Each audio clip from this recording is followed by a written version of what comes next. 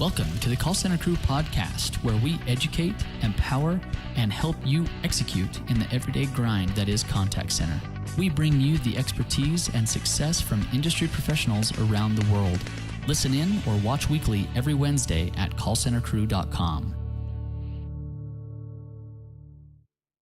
Hello, everybody. Welcome to the Call Center Crew podcast. This is your host, Landon Rich. I'm bringing you Marcy Clausen here in northern Utah. We're going to bring you today discussion around Omni-Channel and specifically operations inside of a call center, right? So we're going to define what Omni-Channel is. We're going to go through Marcy's experience in how to operate a call center with multiple channels, which is basically what Omni-Channel means. We'll go through that. But before we jump in, please follow us. You can find us at callcentercrew.com, also on YouTube, iTunes, Google Play. So no matter where you're listening, if you're listening to this, you can also find the video version on YouTube or on callcentercrew.com. So let's jump right in. Marcy, thanks for coming on the show. I really appreciate it. Yeah, you're welcome. So Marcy, let's define what Omni-Channel is, and then we're gonna jump into kind of your background, how you got into the call center world. Because I don't think in the previous episodes we've interviewed different people, the call center industry definitely chooses you, right? I don't think anybody ever jumps in and says, "Hey, I'm going to be a call center person," right? Right. So Omni-Channel basically meaning different forms or different channels of something, right? Whether that be for example, sales in retail, right? You can have internet sales, you can have over the phone sales, you can have in-person sales, same thing. So inside of a contact center, if you're talking about an omni-channel call center, I mean, you're receiving phone calls and, basically customer interactions through different channels, right? Phone calls, emails, chat, there's even SMS text messaging now. You've even heard crazy things like people video messaging in, right, or video calling into call centers and talking face to face with calling floor agents. So basically, Omni-Channel covering all facets of communication. Definitely, social media ties into that now with the millennial generation. Also, just the technology in general, right? Messaging through Facebook and Instagram and all the different social media platforms. So, taking that in mind, let's Marcy, go ahead and introduce kind of your background, how you got into the call center world, and your time specifically with I believe the most tenure you had was with Focus Services in terms of call center, and then kind of what you're doing today. And We'll jump into it. All right, perfect. Thank you.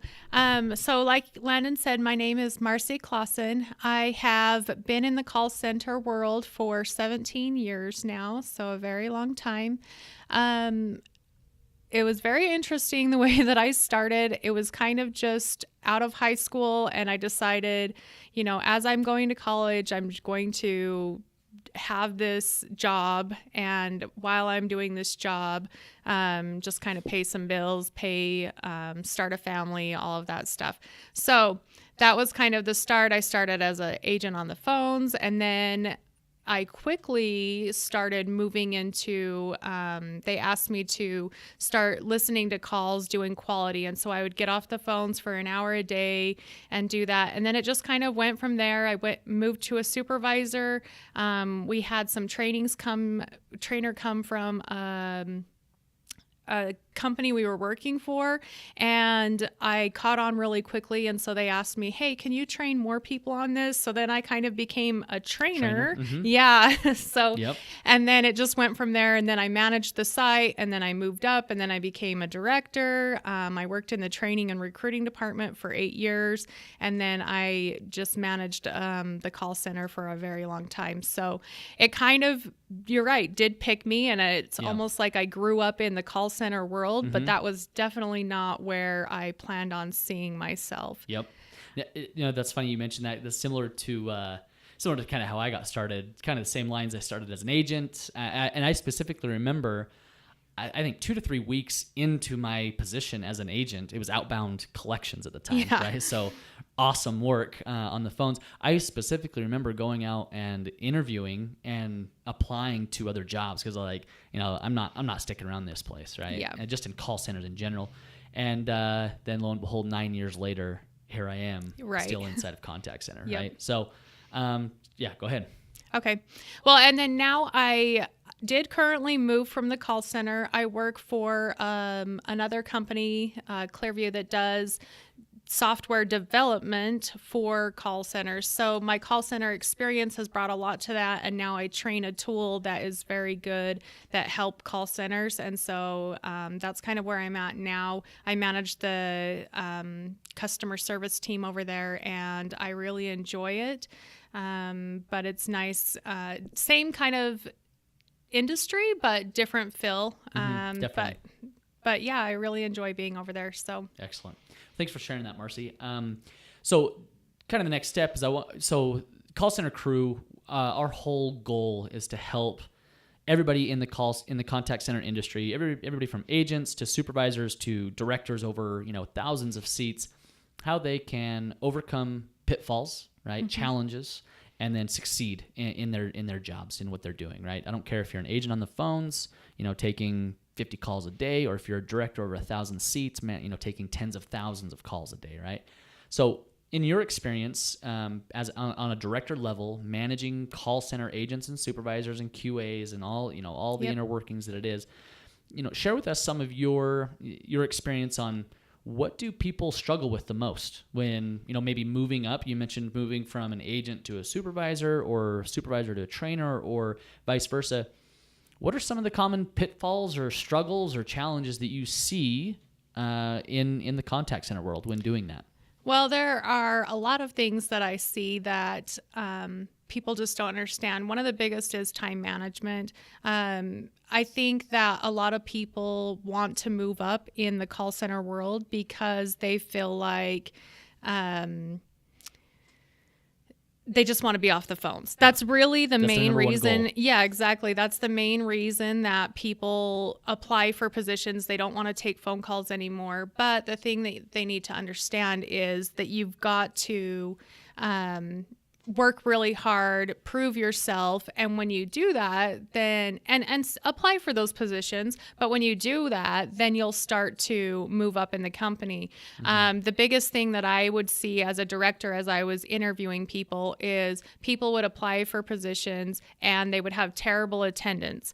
And they would say, oh, well, I just hate being on the phone sometimes. So and it's like, well, you've got to live. So if I had this position, I'd have better attendance if I was a supervisor. Right. And you're like, well, the principal is not there, right? Like you've got to prove yourself and show who you are and just do a good job every day. And that's how I would choose you to move up, is you proving that. Because I want people who do a good job on the phones that can teach that to somebody else.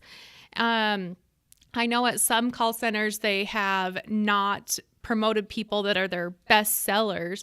But I found that if you take somebody who's your best seller and teach them how to teach other people how to do that, you can have a call center full of great agents. And so I really look for those principles when I'm choosing somebody to move into my management team. I think that's great. I think that's a very strong base into how to promote somebody. Because we've seen it time and time again is, you think, oh, my best agent is going to be my best supervisor, right? And sometimes that's the case, just if those underlying principles are there, right? But more oftentimes than not, they're a better agent than they are a supervisor, right? And so definitely be wary of, be cautious of that, right? So going back to operating a calling floor, what are some of in terms of managing a successful calling floor with, like we're talking omni-channel here, chat and email and inbound phone calls, outbound phone calls, all the different channels that you've dealt with. How do you do it, right? What's the best way that you've found to keep your head, keep sane and also be successful on the calling floor? So one of the things that really helped me was doing the micro-macro pacing, just making sure that you're looking at every individual. Some of the other things are your spreads. You've got to be able to manage your spreads. I've gone onto different floors where it's kind of looking at the whole big picture and saying, oh, well, we're meeting our goal. But if you dive into those numbers, you'll see that you have people meeting goals and you have other agents that are not meeting goals, and how much more successful can you be, and how can you raise that bar if you can get your lower tier to move up a little bit higher on just getting them a little bit better. And even your good agents, they're like, oh, well, we're doing good. We're hitting. So what motivates them, finding the motivation pieces. And sometimes those top sellers, it's really easy to motivate them even more. And you can push that bar. And then oh, if these guys are here, these guys can definitely move up. And it's like, how do you move each tier up just a little bit? And the biggest piece is you have to look at every individual separate, and you can't look at it as the whole. And you do have overall goals, and you have a floor goal, but to get there, you've got to manage each individual. And that really is what I feel like makes you the most successful. Excellent. So a couple of things there, just to repeat them for the listeners. So you mentioned macro and micro pacing, and then managing the spreads, right? So, that's funny. We say those. I'm not too sure if the entire industry, they probably are doing this, but they have a different name for it. So stay tuned on the Weekly Wisdom.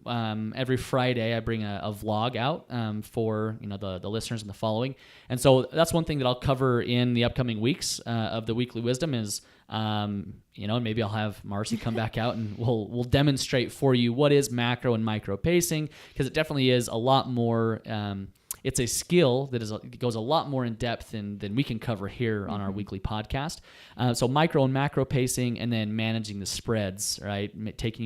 Basically cutting your floor into thirds, your lower third, middle third, and higher third in terms of performance, and how do you raise those. So I think those are two great principles. Again, we're going to cover those on a separate vlog that it'll come out this Friday and then the following.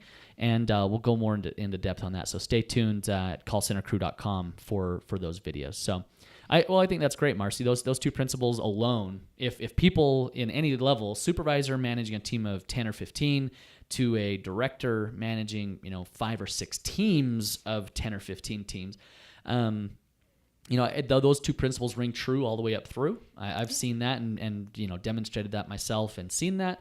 I think those are two great starting principles in how to be successful inside of a contact center. And one thing to note as well, it's industry. It doesn't matter the industry, right? If you and it doesn't matter the call type either. So inbound, outbound, or tech support, or customer service, or sales, whatever it is, those two principles, right? Correct me if I'm wrong. They ring true across all contact center. Yeah, they really do.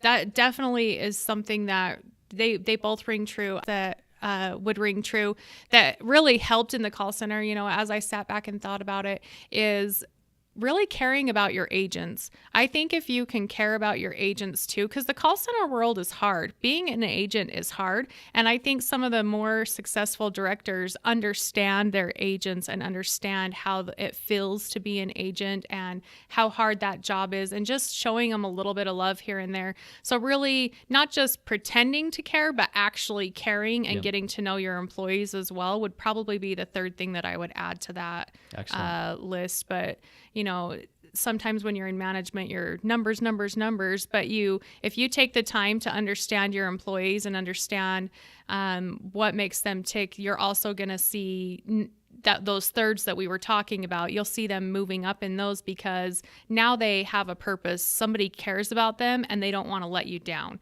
So really, how do you get to understand and know your employee would probably be the other thing that I would add.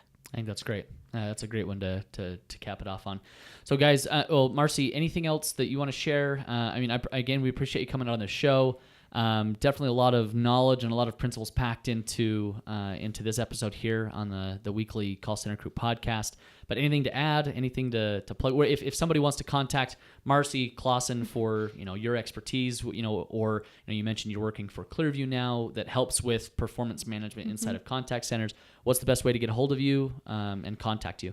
Well, there's a couple ways. I have a Skype, so you can Skype me at Marcema21. It's MARCEMA21. Or you could email me as well, and that's just marcy.clausen@clearviewlive.com. That would be the best way to get a hold of me.